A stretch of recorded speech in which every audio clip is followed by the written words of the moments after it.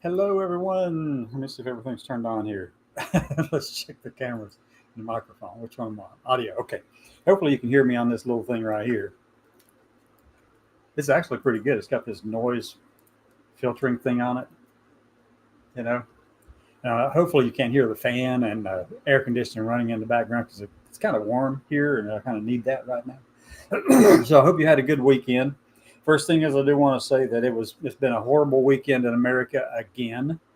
Um, my thoughts go out to all of those families who were impacted by the shooting that occurred at the um, riverfront down in North Carolina, and also at the church shooting up in Michigan. It's horrendous. Oh my God. It just is devastating that we have so many people losing their lives in this country day in and day out, it seems. And then it's even worse whenever you have um, the motivation. We don't know exactly what the motivations are that occurred that drove these two Marine veterans, these combat Marine veterans of about the same age, I believe, to go out and do these things. We know that in at least in the case of the person down in North Carolina, um, they had some personal grievances about a lot of stuff, but they were also psychologically unbalanced in a lot of ways. PTSD will do that. The stories around the issues that this Marine had faced were horrible and had been exaggerated. And basically, what it is, it takes over in your mind. And I know that. I know what that's like. All I've got is just 30% PTSD. So I know how easy it is to get wrapped up in these things. And I don't know if these veterans had any kind of ratings or not through the VA system. I would hope that they did. But in any event, somewhere along the line, the disconnect between what actually happened to this person and what they were saying happened was vast. There's a huge divide between that. So the person was basically mentally unbalanced, and I don't know if anyone knew it and could have taken care of that or tried to do something about it.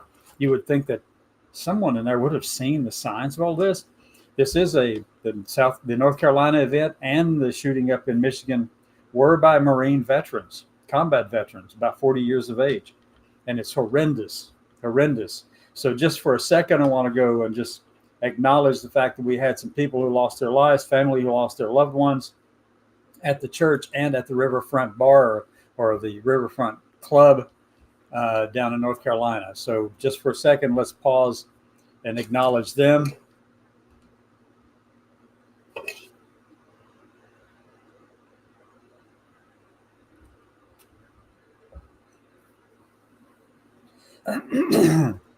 So yes, it's a horrendous event. These two Marines needed help. They obviously were not getting good help and acted in ways that were unbecoming of the fact that they were Marines and had a certain level of, I guess, responsibility to do the right thing. You would think, I think, but that's the thing that I want to kind of convey this morning. Is first is the significance of the fact that these people, these families, lost their lives, lost their loved ones, their siblings or parents or whomever. It's horrendous. We've got to find a way to stop all this. Now, look, I'm not one of those people who's going to go around and blame the guns. No, I'm not going to blame the gun. It was not the gun's fault, folks. It's the fault of the fact that these men had some mental health issues that were not being resolved. The one down in North Carolina publicly had stated that it was because of LGBT white supremacists who had got him fragged. In other words, friendly fire attacked while he was in combat. And it turns out that the records do not reflect that. The book that he wrote even didn't reflect that.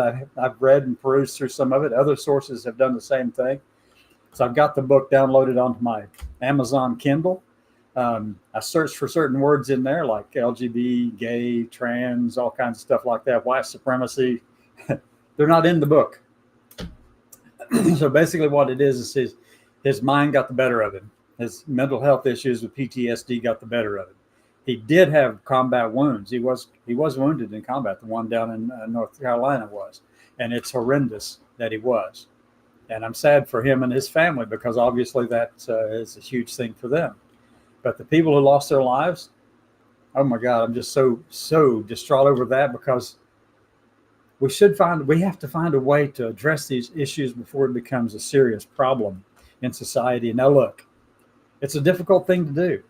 It's a really difficult thing to do because these people were in the system. They were receiving care, or at least I think they were. Let me put that out there. I think that they were receiving care. I'm not entirely sure. They should have been. If they were rated with PTSD, they should have been getting that care through the VA. And I know that the VA's healthcare system and mental health care system is the best in the world, really. It's top notch. And some people are going to say, no, it's not all. It's not. So look, in all of my experiences, and I've met with a lot of VA facility leadership across the country. I've met with veterans in those systems across the country. And I can tell you that, and been part of the survey teams that actually asked those questions about the level of care, the quality of care that people were getting. And for the most part, like 83 to 84% of the people in all communities, all demographics, say they're getting the right amount of care, the right care, and they're happy with their care for the most part. There are still like 15%, 16% who are not. And that's the problem. Well, that's the stuff we need to address. We got to help that bunch too, see, in the VA system. But no, I have visited probably about 85% of the major VA medical facilities in the nation, in the lower 48 states, I should say. And that means I missed a few of the big ones. I don't recall going to the one in Richmond, Virginia. I know I met some veterans out there, but I don't think I made it into the VA system in Richmond. But I did meet in Richmond, Virginia. I've been to different ones across the whole country in every state, all the lower 48 states. So, and people are happy with it. The veterans will tell me the issues they were facing. This was a couple of years ago, okay, but still, I spent 6 months on the road. I went around and I met people, talked with them everywhere. I wanted to make sure they were all right. So I did. I was at that place in my life where I could do that, where I had the time and the freedom to be able to do it. I just took off 6 months, went around and actually did it.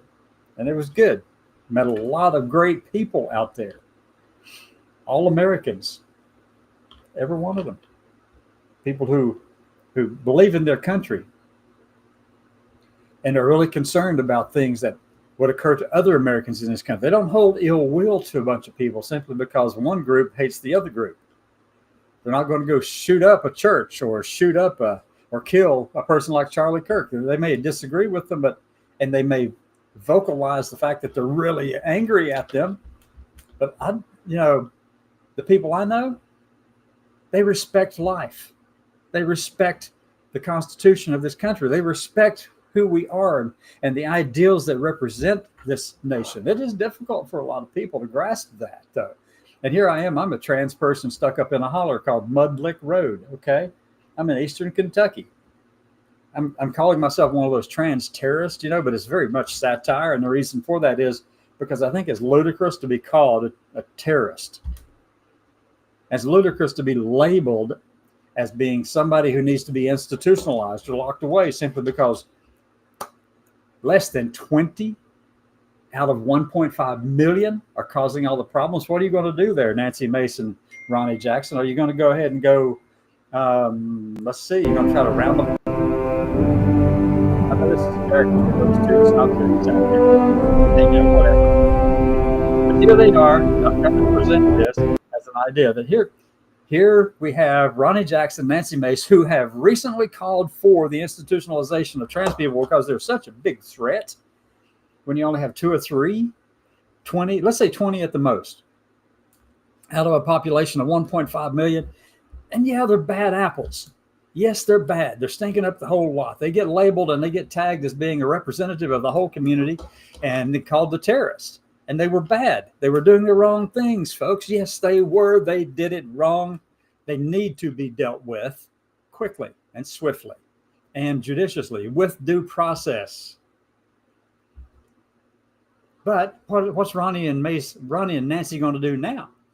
They're going to say, round up all the combat veterans with the Marine background because, we got a handful of them who are actually really horrible people who went off the deep end and their meds weren't working or something was happening to them. They actually failed. The system failed them.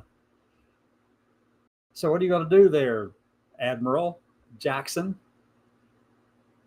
You're going to say, round them all up, get a hold of the FBI and say, all right, let's start arresting all the Marines. That's not going to happen. That's the first thing. You're going to have a real challenge on that one. A real challenge with that one. No. So what I've got is a training camp going on right here in Eastern Kentucky. So you want to be a part of my training camp? Who wants to be a part of this training camp? This is a terrorist training camp. Not only is it a Marine veteran, but also a trans person. Double whammy. I get arrested twice. I get institutionalized twice. But no, I wasn't in combat, though. Let me make it very clear. I never served in combat. Very dangerous situations that if they'd gotten out of hand, they would have resulted in the loss of a lot of lives and the things that I was doing and where I was last century, back when the Soviet Union was a major threat. Now that's another whole story right there. It is, believe me. So, yeah, I mean, what are you going to do? You're going to come up in here and say, Cassandra is a Marine and she's also trans. Double whammy there, Ronnie. Double whammy there, Nancy. Come on, put me on the top of that list. I'm right here. I'm ready to do it. But you're going to have to wait a minute, though, because I have to go make sure Mom gets her food. Well, if you're going to come up here, what I ask is if you're going to come up in Mudlick looking for me, you're more than welcome to come up here and sit down, and we'll meet with you out on the front porch and, give you a glass of sweet tea and maybe even say things like, well, bless your little heart. Yeah. You can sit out there and play with the dog, Kai, which is an Alaskan dog. Play with Kai. She's friendly. She'll talk to you. She barks back. Or you can come out here. And if you do come up here, if you want to come up and just sit around and have a conversation with me and talk about anything you want to talk about, I don't care what you want to talk about. Let's say that you're so stuck up on who I am in my life that you decided it is time to question me about my sex or gender or any of those things. You just go, but you're just a man. Can't you tell? You just look. Externally, I know who I am. Well, wait a minute. There's some things going on here that aren't quite there. And other places too. We'll not go down that road. But you can come up here and ask me all those questions you want. You know what I'm going to tell you? First thing is, I'm going to ask you, do you know the difference between sex and gender? Do you know the difference between anatomical sex expression and gender expression and gender identity and all those things? Because, it's not black and white. It really is not. It's not the same. So I'm going to sit on that porch with you, Ronnie and Nancy. But I would love to have that civil conversation with you, but I don't think you will. I don't think you have the guts to do it. I don't think any single one of you have the guts to come in here who's in an official position like, Doug Collins of the VA. I've been trying to talk to that man for so long. I don't even know. I know that he won't talk to me. You know why he won't talk to me? He's afraid of being lumered. And by the way, the story that the Washington Post produced yesterday morning about me here, well, you ought to read it. It's good. My new friend, Casey Parks, they did, I don't know, I should have asked. They did a great job putting together this story in an interview process. It took more than a week to develop. And so, probably about 10 days, I guess. But anyway, so it was really, really good piece. And they did really a great job with this thing. Go find it on the Washington Post. The link, where did the link? It's over here somewhere. Where did the link go? Well, it's not there.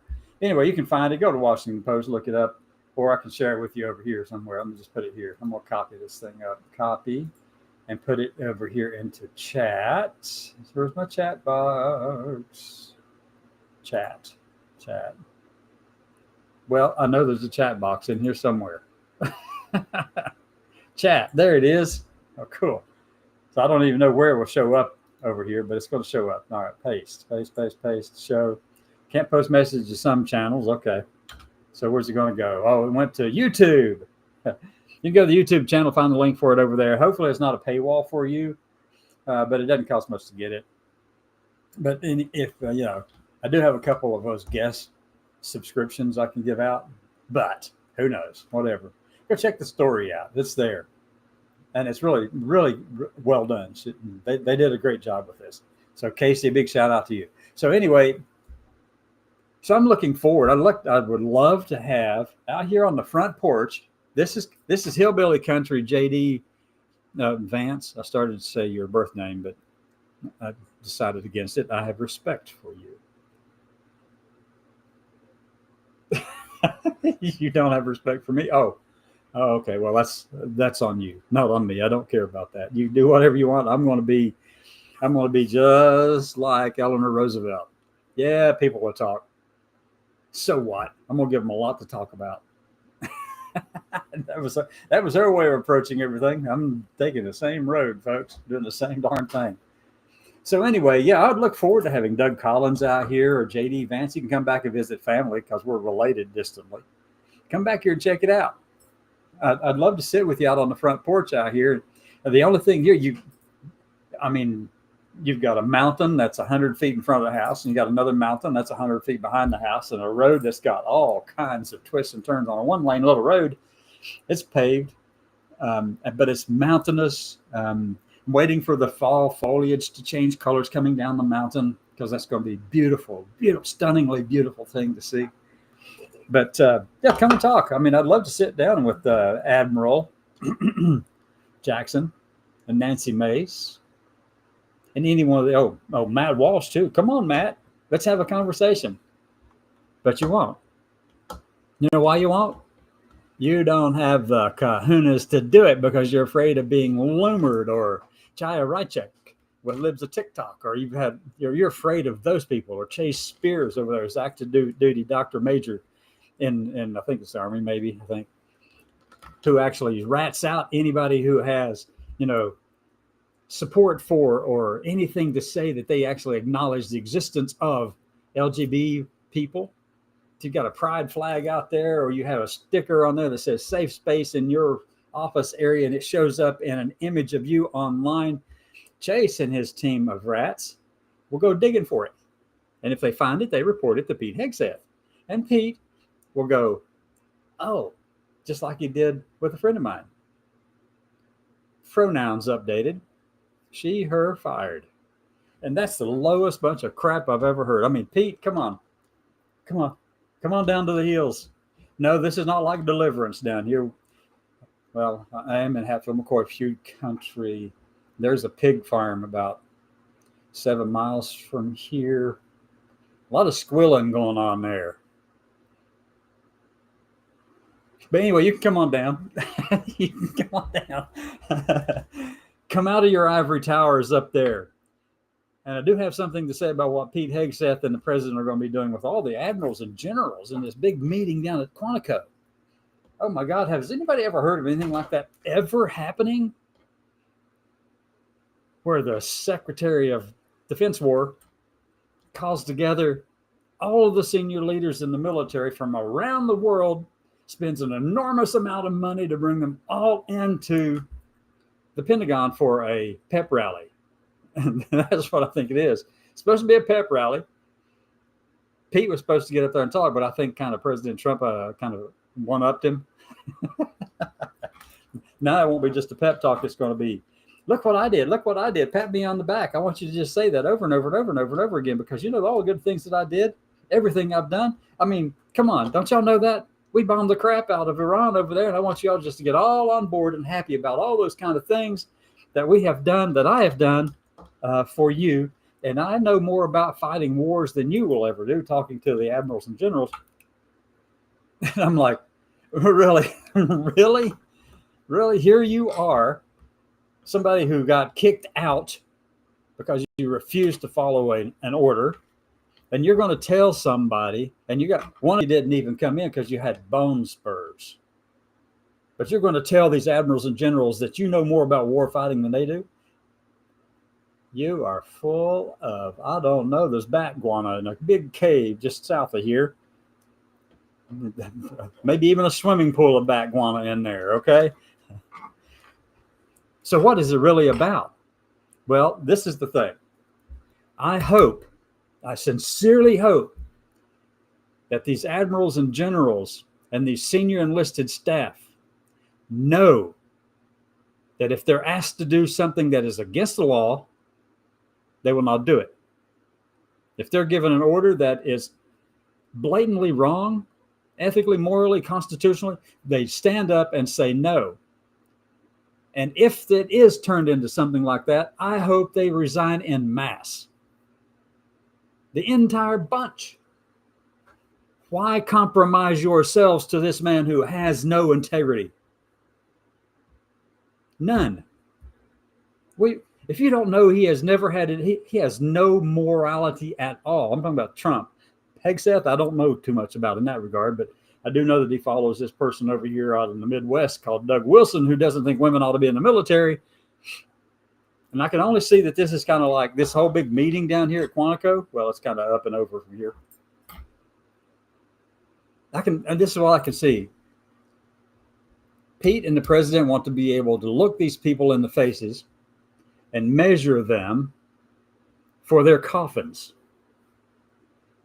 They want to go into their office spaces in their heads and measure the curtains, because if they don't see them as being sufficiently brown-nosing, obsequious to Hegseth and the president, I fully expect that within short order, a whole bunch of them will be fired. So I say to every single one of you who are in the flag or general officer status, they're going to these meetings, you should all resign. Not because of the fact that this is what they want to do, but because resign for your own sake. Don't let them compromise your integrity. Don't let them challenge that and put a bullseye on your views and your beliefs, because you know who you are. And if there are a bunch of women officers there, you better be standing up for them. You better be standing beside them shoulder to shoulder, because Hegseth and Trump do not like women in leadership positions. Yeah, they got a few of them over there, but that's just like tokenism. They kicked out the ones who would actually have made a big major contribution in the military. They kicked them out or moved them around and put them into kind of like secretarial positions, removing the superintendent of the Naval Academy, Admiral Davids, as moving her to support staff at the Pentagon. Yeah, the person that they put in place for her is a well-respected general, and there's never been a general in the Marine Corps who's been in command of the Naval Academy. It's always been a Navy flag officer. It's well-deserved. He deserves that position, but he didn't deserve to get it the way he got it. She had many, many more months of time and service in that position, in that rotation for her. They should have allowed her to finish that, but they weren't going to. They're going to hide it behind all kinds of gobbledygook to make it look like it's all kumbaya and everything is just fine. No, it was not. They don't want women in leadership. They don't want women in Congress. They don't want women in any kind of position where men can't have a direct order and power over them. They want women making babies, kicking the food, and staying at home and letting the men vote for them, because they don't think they have the right to vote, because they obviously think they are incapable of that. These men are weak. These men are weak, folks. And I'm talking about Trump, Hegseth. Physically, Hegseth may be strong and all that kind of crap, but I don't care. Anybody with a little mental strength can beat that guy left and right. So here's what to do. Come down here to Mudlick. Let's sit out on the porch. Hang out out here on the rocking chairs on the front porch. Let's go out there and have a little conversation. You can ask me any questions you want. I'll answer any questions you have. But I expect the respect in return, because Vance, I know your birth name. So here it is. I'm going to put up here. What do I want to put up right now? No, not that one. Well, I'm just going to leave it at that. So I hope everybody's had a really good day. And I want to close out by going back to the thing I started with at the very top of this show 26 minutes ago. It's horrendous that I am just devastated of the loss of life of the people at the Riverfront Diner in North Carolina who were killed by a Marine combat veteran. Oh, hold on.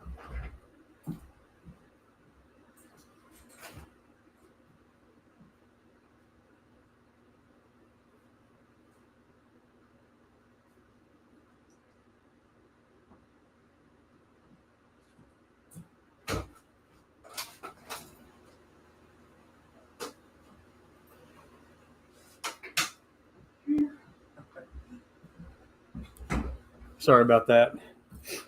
I heard something fall. It was in the laundry room. And around here, since I'm taking care of mom, brother, sister, and everything else around the house, I got the laundry going, and something fell. It turns out that I had put a 4-pack of cans of chicken noodle soup on the wash machine, and it's spinning, so it threw them into the laundry basket. Welcome to my world. So if anybody wants to come down here and just hang out in the holler down here on Mudlick Road, please do. Just come on down. Come on down. We'll have a chat out on the front porch. But make sure you bring something to snack on for mom, and and be nice. Be nice. Have a great day, everyone. I'll see you this evening.